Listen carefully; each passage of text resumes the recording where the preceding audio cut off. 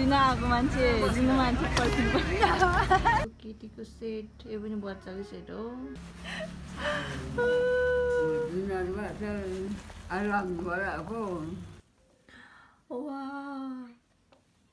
कस्तो राम्रो नमस्ते सबैजनालाई नमस्ते Hi guys, welcome back to my YouTube channel and welcome to my new video. It's me Suzu. अनि तपाईहरुले थम्बनेलहरु थाहा पाइसक्नुभयो म चाहिँ कहाँ जान लागेको भनेर हामी चाहिँ एयरपोर्ट जान लागेको अनि म चाहिँ रेडी हुँदै छु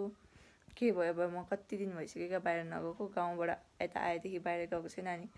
के लुगा लाउनु के भइराछ के जाडो जाडो नि भइसकेछ नि त अहिले त त्यही भएर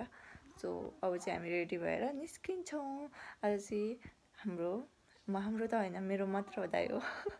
cuz म मात्रै हो उहाँको भाइ बहिनी जे भने पनि सो मेरो दाइ आउँदै हुनुहुन्छ अनि हामी चाहिँ सबैजना लिन जान्छौँ दाइलाई एयरपोर्टमा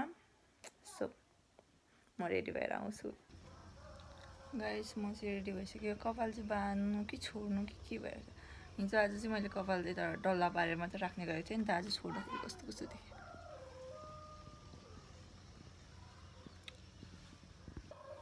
यो चाहिँ आजको मेरो फिट राखेर कुच्चिन्छ यार झुन्डाएर राख्दा पनि ओ माई गड पछाडि ब्याकग्राउन्ड त हिँड्ने होला यस्तै हुन्छ गाइस मेरो कपाल लामो भएको छ नि सो अब चाहिँ हामी निस्किन्छौँ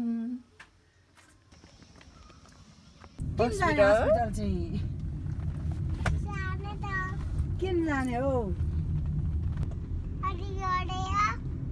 नरा कहाँ हिँडेको भन्नुहोस् कहाँ उता भित्र हो नि त भित्र हो नि त भित्र हो कि भित्र हो नि त भनेको एयरपोर्ट भित्रै बाहिर चाहिँ कहाँ कुन साइडमा अब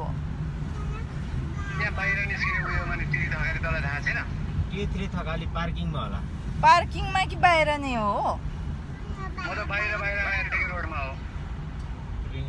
ए ल आइसक्यो हामी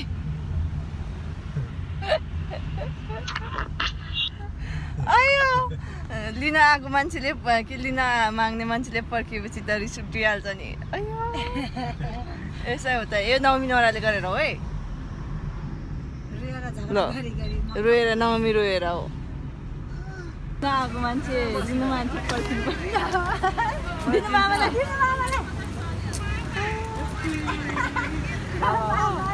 ल ओ जान्नु अब यो त के लाउनु पर्खि बस्नु ल लगाइदिनु ल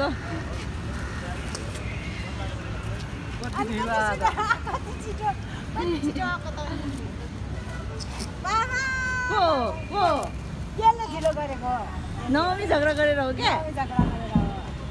किन नवमी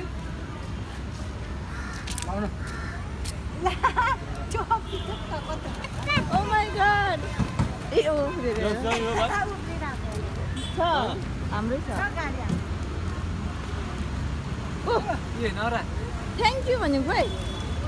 थ्याङ्क यू भाइ ल आयो हामी आउनुको नआउनुको यहाँ कामै छैन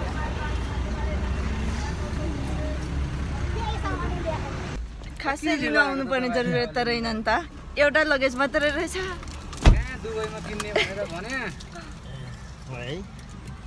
भयो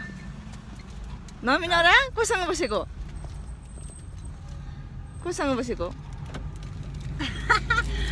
यो भएर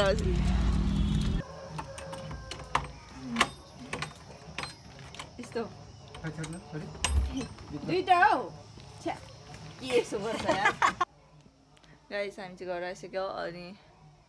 लिनु जाने मान्छेलाई नै पर्खिनु पर्यो आज हामीले ढिलो भयो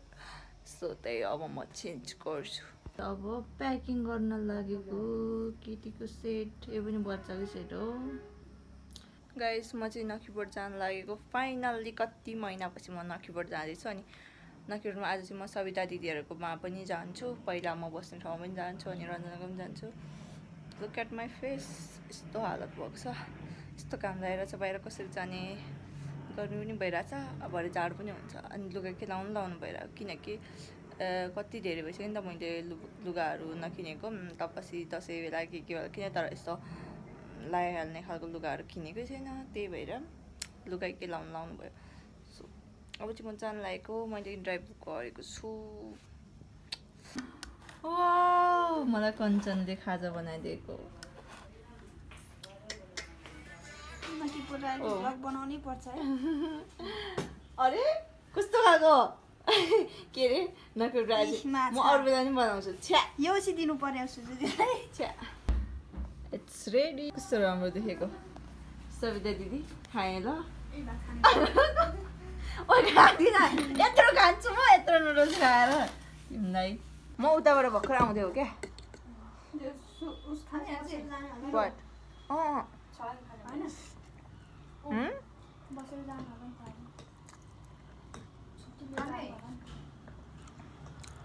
म यहाँ आएको कति पछि आएको यार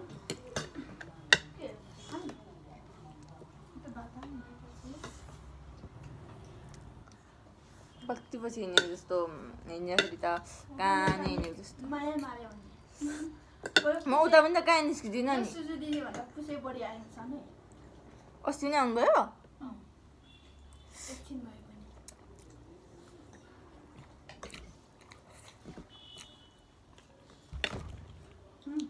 बडालाई कलै गरेको छैन यार तेरो फोन छ यति लामो गरी ओ माई गॉड अनि यहाँनिर मेरो फोन छ कस्तो काम सुसिलो ओ बडी खेल्नु एक फुटबल खेल्नु त्यो बास्केटबल छ मेरो पहिलाको रुममेट मेरो पहिलाको झगडा गर्ने साथी अहिले त कोसँग झगडा गर्यो कञ्चनसँग मेरो फेस कस्तो देखियो म त नवरा नवमीसँग झगडा गर्न कोही कमी छैन कि नवरा नवमीसँग झगडा गर्यो बस्यो तिनीहरूलाई त कुट्नु नि मिल्छ सुशीलालाई कुट्नु पाउँदैन थियो प्लाङ पङ्लो हुनु भएको कस्तो मजाको काम लाग्यो तर के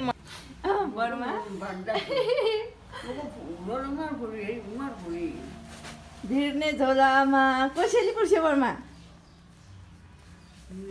कोसेली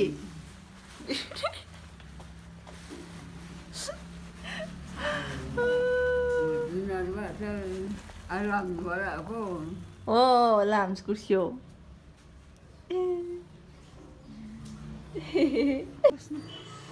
बस्ने भन्दै मान्छे अरे सुशीला पागल नि यो बच्चाले मलाई यसो तान्दैछ के गरेको यो अहिले मेरो पिङ्क कलरको भाटपट्टि नि झोला च्यात्यो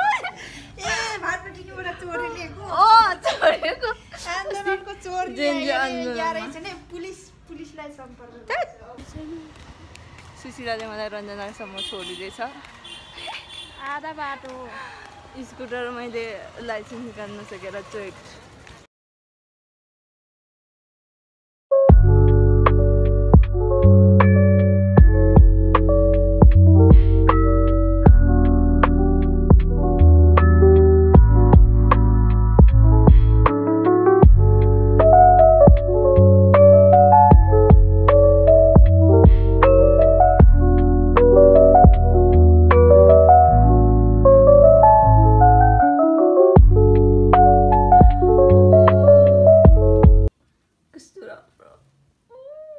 देखेको यो उसमा के अरे रञ्जना अहिले त टिकटक बनाउनुपर्छ जस्तो छ गुड मर्निङ गाइस हामी चाहिँ अब निस्किन लागेको आज चाहिँ हामी जेरी अन्डर टप हेर्न जान लागेको बिहानको सो किनकि हामी दिउँसो त्यही उता असनपट्टि जानेछौँ दुईजना टुकुर टुकुर टुकुर टुकुर लगाएर त्यही भएर किन कालो भयो मेरो हात ओ माई गॉड रञ्जना दिदी अब हामी निस्किन लागेको मेरो इनड्राइभ आइसक्यो यसको पनि आइसक्यो अनि जाने गाइस म चाहिँ आइपुगेछु तर रञ्जनाको अत्तो पत्तो छैन I don't know where is she घाम लागिरहेछ मस्त।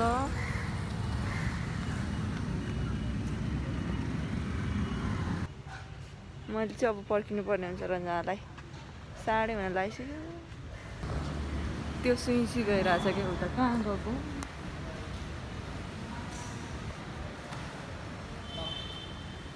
रञ्जना भाइ कहाँ सुइसी। यसपालिको डेकोरेसन चाहिँ पिङ्क रहेछ। यो नचलेर के भइरहेछ यसरी हिँड्नु भइरहेछ। चलिसक्यो होला 15 भैलिनी आइन आगन भन्दैछ पुरा ब्याकग्राउन्डमा। आज हामीले यति मात्र लिएको किनकि बिहान कति धेरै ब्याग रञ्जना दिदी मिलाउँदैछ। माझीलाई ओके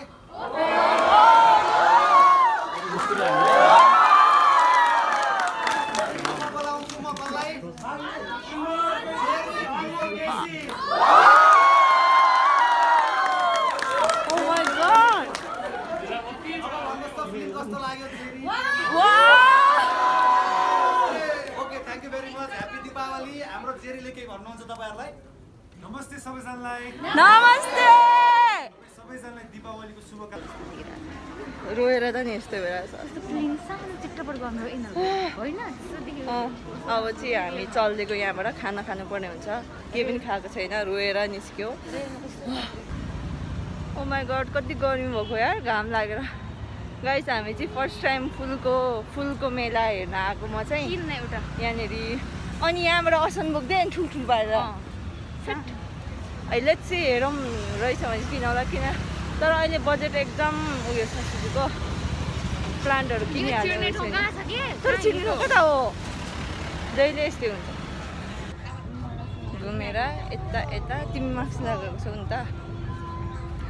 कस्तो राम्रो यो सुन्तलाहरू सबै फलेको, कस्तो फुलको बास्ना आइरहेछ कि यहाँ। त्यो सयपत्री फुलको है बास्ना चलिरहेछ, रमाइलो हुँदो रहेछ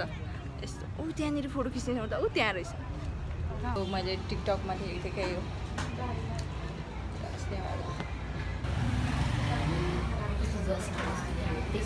यस्तो राम्रो है, यस्तै फोटो खिच्न पाएँ माउन्टेन्समा गएर। अहिले जस्तो नक्कली गरेर